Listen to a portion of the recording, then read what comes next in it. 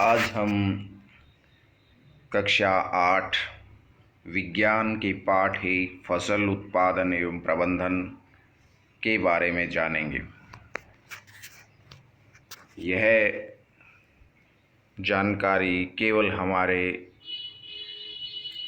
Paper में marks लेने तक सीमित ना हो, हमें अपने जीवन से इस जानकारी को जोड़ना है। आम जीवन से हमें इस जानकारी को उसमें लागू करते हुए आगे बढ़ना है ताकि हमारा विषय रोचक बन सके। फसल उत्पादन एवं प्रबंधन यहाँ बताया है सबसे पहले कि दो विद्यार्थी बहुत ही जागरूक विद्यार्थी हैं, पहेली और बुझो। वो बहुत कुछ जानना चाहते हैं। अपने आसपास जो भी देखते हैं वो बहुत ही गौर से देखते हैं, ध्यान से देखते हैं। तो यहाँ पर उनके चाचा एक किसान हैं और यहाँ उन्हें खेती में प्रयोग होने वाले औजारों के बारे में जानने का अवसर मिला। खुरपी, दराती, बेलचा, हल, ऐसी बहुत सारे कृषि उपकरण हैं जो हमें देखने को मिलते हैं अगर हम किसानों के संपर्क में रहें और उनसे रिक्वेस्ट करते हैं कृषि उपकरणों के बारे में देखने का, जानने का और उनका प्रयोग कैसे होता है, तो आप अवश्य ही ये सब जानकारी ले सकते हैं। इसके अलावा यहाँ आप गूगल पर इन औजारों के बारे में चित्र और उनके उपयोग कैसा होता है आसानी से जान सकते हैं। जब तक आपको स्वयं अवसर ना मिले किसी किसान के संपर्क में आने का, तब तक आप ऐसा भी कर सकते हैं। वैसे हमारा देश कृषि प्रधान देश है, हम सभी खेती से जुड़े हैं। पहली और बुझो जानते चाहते हैं कि इन औजारों का उपयोग कहाँ होता है, कैसे होता है। यह सब हमारा जब भी हमें अवसर मिले ऐसा हम कर सकते हैं।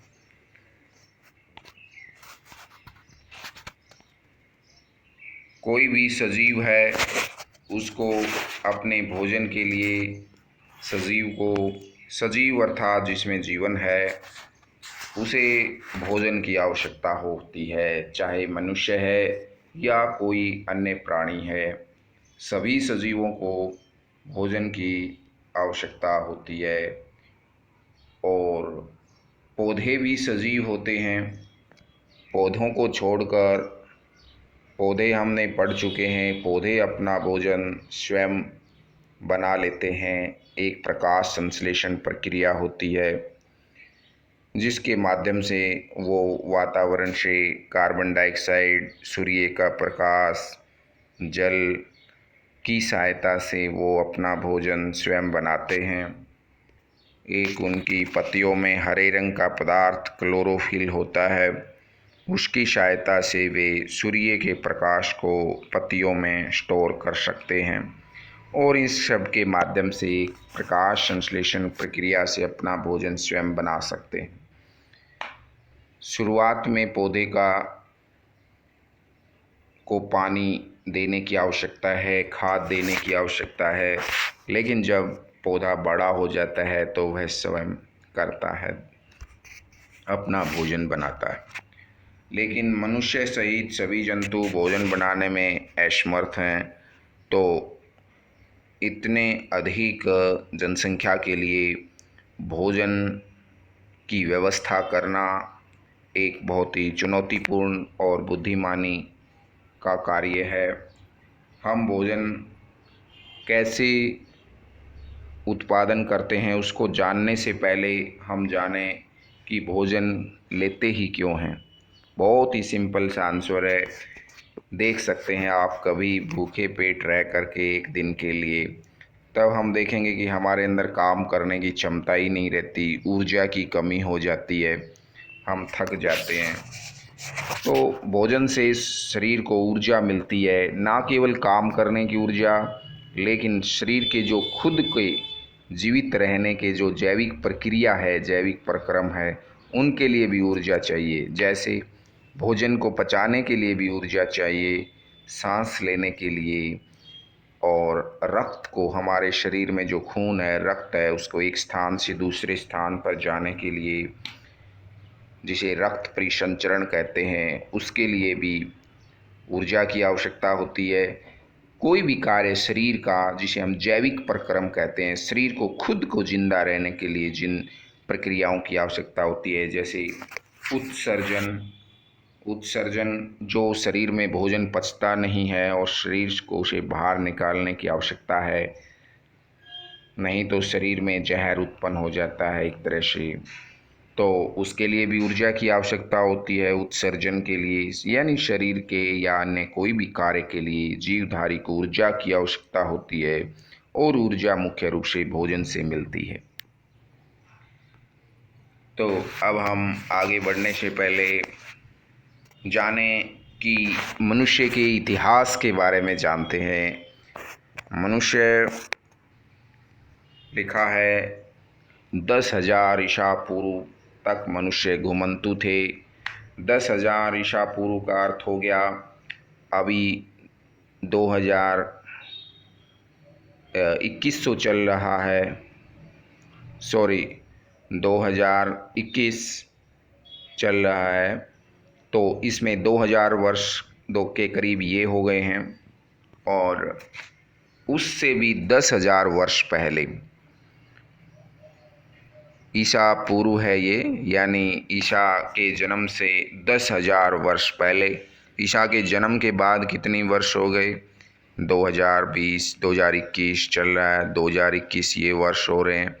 और उससे भी 10,000 वर्ष पहले, करीब 12,000 वर्ष पहले, अर्थात मनुष्य आज से 12,000 वर्ष पहले मनुष्य घुमंतु था, कोई घर नहीं था उसका। वो एक स्थान से दूसरे स्थान पर जाते रहते थे, समूहों में जाते थे, ग्रुप होते थे, घूमते रहते थे, और उन्हें कहीं पर भी भोजन मिल गया, कहीं भोजन का कच्चा ही भोजन वो खाते थे, भोजन में वो कच्चे फल सब्जी जो भी मिलता, और फिर उन्होंने, इससे काम नहीं चला तो उन्होंने जंतुओं को शिकार करके उन्हें खाना शुरू कर दिया। जंतुओं का मांस खाने लगे। बाद में आग की खोज हुई तो मांस को पकाकर खाने लगे, और बाद में धीरे धीरे नदियों के किनारे उन्होंने कुछ गेहूँ, चावल आदि उगाना शुरू किया, और तब से फसलों की शुरुआत हो गई, कृषि की शुरुआत हुई। हमें इतने अधिक जनसंख्या के लिए बुजोर पहली बहुत ही जिज्ञासु विद्यार्थी, हम सबको वैसा ही होना चाहिए। वो कहते हैं कि हम सभी को भोजन की आवश्यकता होती है, ना केवल हमें बल्कि हमारे पालतू पशुओं, जानवरों या कोई भी को भी आवश्यकता होती है भोजन की। तो इतने अधिक लोगों के लिए भोजन की व्यवस्था करने के लिए हमें बहुत ही ध्यान से 3 चरण पूरे करने होते हैं। जैसे भोजन का नियमित उत्पादन, अनाज का, फल या सब्जियों का नियमित उत्पादन पैदा करें, उन्हें खेतों में उगाएं, उत्पादन करें, ना केवल उत्पादन करें फिर किसी हिस्से में हमारे कोई अलग प्रकार का अनाज उत्पन्न होता है, किसी दूसरे राज्य के अंदर कोई और, लेकिन तो सभी जगह पर उन्हें पहुंचाना वो होता है उचित वितरण होता है। यह क्या होता है? एक स्थान से दूसरे स्थान पर पहुंचाना, सभी जगह वो अनाज उपलब्ध करवाना, वितरण हमारा अच्छा होना चाहिए। और उचित प्रबंधन, जो हमने उत्पादन कर भी लिया, अनाज का, फल का, सब्जियों का उत्पादन, अगर हमने उसका प्रबंध नहीं किया तो वो सड़ गल जाएगा, हमारा अनाज सड़ गले नहीं, इसका प्रबंध करना। तो ये 3 काम नियमित उत्पादन, नियमित उचित प्रबंध करना और उसका वितरण करना देश के विभिन्न भागों में हर व्यक्ति तक पहुँचे, हर प्राणी तक पहुँचे, ऐसा व्यवस्था करना आवश्यक है। तो उसका एक तरीका यही है कि अधिक से अधिक फसल का, अनाज का उत्पादन किया जाए, क्वालिटी का भी ध्यान रखा जाए, ताकि गुणवत्ता का, यानी जो हम उत्पादन करें अनाज वो अच्छी क्वालिटी का भी हो और ज़्यादा मात्रा की है, ताकि सभी का पेट भरा जा सके। फसल क्या है? जब एक ही किस्म के पौधे, ये बहुत इम्पोर्टेंट है। फसल जिसे इंग्लिश में क्रॉप कहते हैं, CROP, हम सब जानते हैं, खेतों से जुड़े हुए हैं। आप सब ने देखा होगा गेहूं की फसल, धान की फसल या सब्जियां, कोई भी अनाज है, फल है, सब्जियां हैं, ये सब अगर एक ही स्थान के ऊपर ज़्यादा मात्रा में उगाए गए हैं, एक ही प्रकार के पौधे, तो हम उन्हें फसल कहते हैं। फसलें यहाँ बताया कि अन्न यानी अनाज, सब्जियाँ और फल की फसलें हो सकती हैं। हमारा देश बहुत विशाल है। हम सब जानते हैं कि भारत एक विशाल देश है और यहाँ पर अलग अलग प्रकार, कहीं गर्मी है, कहीं ठंड रहती है, कुछ हमारे पहाड़ी क्षेत्रों में ठंड भी रहती है, कहीं नमी कम ज़्यादा है, कहीं बारिश कम ज़्यादा होती है, जैसे राजस्थान में कम बारिश होती है।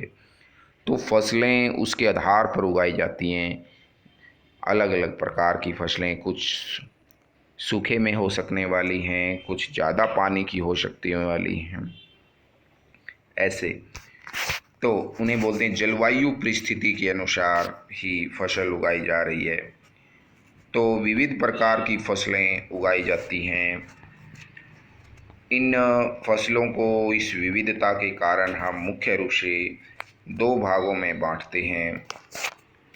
जैसे कुछ फसल है जिन्हें हम बारिश में, वर्षा ऋतु जब आती है, जून, जुलाई, अगस्त, सितंबर, इन महीनों में गर्मी होती है, बारिश आती है, वर्षा ऋतु में जो फसलें बोई जाती हैं उन्हें खरीफ फसल कहते हैं। मक्का, मूंगफली, धान, कपास, सोयाबीन, बाजरा, ये सब खरीफ की फसलें, वर्षा ऋतु में बोई जाने वाली। दूसरी फसलें रबी, जो सर्दियों में बोई जाती हैं, जैसे गेहूँ, चना, मटर, सरसों, अलसी भी है। जिस फसल को आपने देखा नहीं है, उसको आप जब तक उसे वास्तविक देखने का मौका ना मिले, तो गूगल के ऊपर अलसी फसल लिखें और उसके चित्र देखें कि कैसी फसल होती है। ये अक्टूबर से मार्च तक शीत ऋतु में बोई जाने वाली फसलें हैं, इन्हें रबी फसल कहते हैं। इसके अलावा अन्य फसलें हैं जो गर्मियों में, कुछ सब्जियां हैं, दालें हैं, वो उगाई जाती हैं। तो आज हमने जाना है मुख्य रूप से कि हर प्राणी को भोजन की आवश्यकता होती है और वह भोजन, सभी का भरपेट भोजन हो, इसके लिए फसल जो है, अनाज, उसका नियमित उत्पादन हो, उचित प्रबंधन हो, उचित वितरण हो, यह आवश्यक है। बड़ी मात्रा में, अधिक पैमाने पर एक ही किस्म के पौधे किसी एक स्थान पर उगाए जाएं तो उसे फसल कहते हैं। जैसे गेहूं की फसल। हमारे देश में जलवायु की विविधता है, उसके आधार पर कुछ गर्मी में बोई जाने वाली, वर्षा ऋतु में बोई जाने वाली फसलों को खरीफ फसल कहा जाता है और सर्दियों में बोई जाने वाली फसल जैसे गेहूँ, चना, मटर आदि को रबी फसल कहा जाता है। आज हम इतना करते हैं इस पार्ट में। अगली वीडियो के अंदर हम आगे करेंगे। धन्यवाद।